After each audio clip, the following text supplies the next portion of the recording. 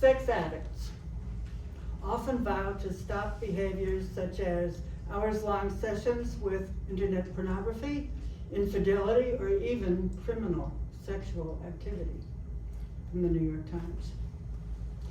The female form of sex addiction is likely to take the form of obsessional romance. Anonymous. I, the junkie. I was tearing down the highway in a stretch limo, rented for the occasion. There was no occasion, but you couldn't let that stop you. Not in Paramus. I was on a case for the police, Vice Squad, Narcotics Division. My angle, the biggest narcotic of all, romantic love.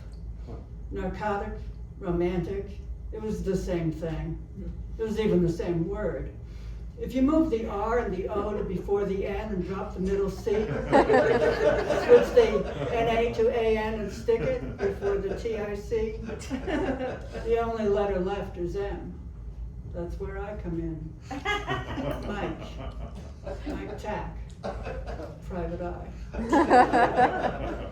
I was after a caller who said she was hooked on a guy, wanted to turn herself in and get help. Poor kid, she was probably decent enough, but confused. Most people were tough, learned to cope with life as it really was. Then, there were the others, the impressionable, the weak, the ones who wanted to avoid life's problems and responsibilities. They were miserable losers on their own, but one look at the moon with the right girl in their arms and they thought life was just a bowl of cherries. They had the world on a string. What did they care if they didn't know their right foot from their left, their hat from their glove? They were dating. Her hotel was a ramshackle flea bag in a neighborhood as run down as the heels of an old flamenco dancer.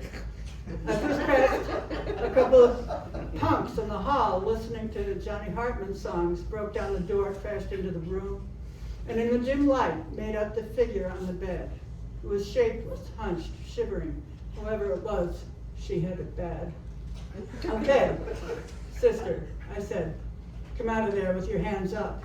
The figure stirred. Mike, help me, please. How can I help you, kid? I don't even know you.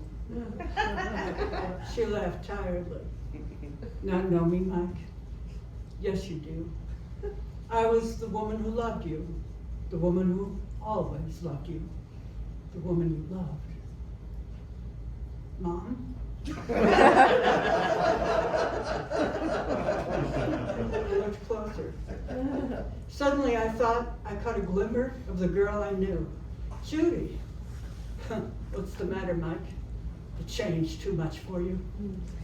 I couldn't believe it was she. When I left her, I thought she'd been cured. She was off man. I thought for good. Okay, kid, how'd you get back into it? I don't know, Mike, the girl said wearily. How does anyone get back into anything? She took a drag on her cigarette, looking out the window as she spoke. I guess it was shortly after you left me. I moved out to LA. I checked myself into a romance rehabilitation center. At first, things were fine. I knew love messed me up, and I steered clear of it. Oh, maybe a little eye contact here and there after a few drinks or on weekends. But never too much and not for too long. But then, one day, I was doing great, Mike, learning light clerical work. But then they asked, would I mind handling the mail? I must have misunderstood. I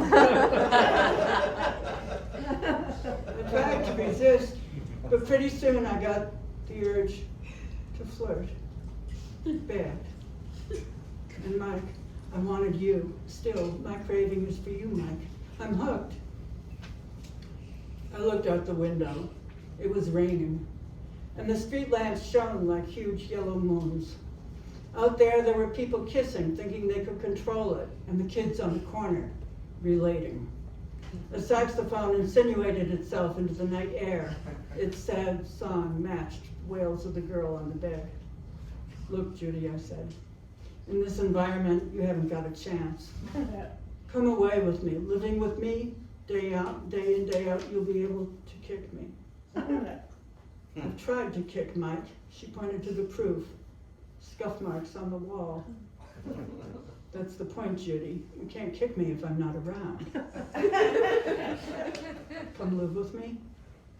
The girl looked up at me. From out of the darkness, I could see hope glimmering in her eyes. I'll try it, Mike. That's the spirit, kid. Go pack your bags. While the girl got her things, I turned back to the window and looked out. Another night of love defeated, one day at a time, one night at a time, one girl at a time.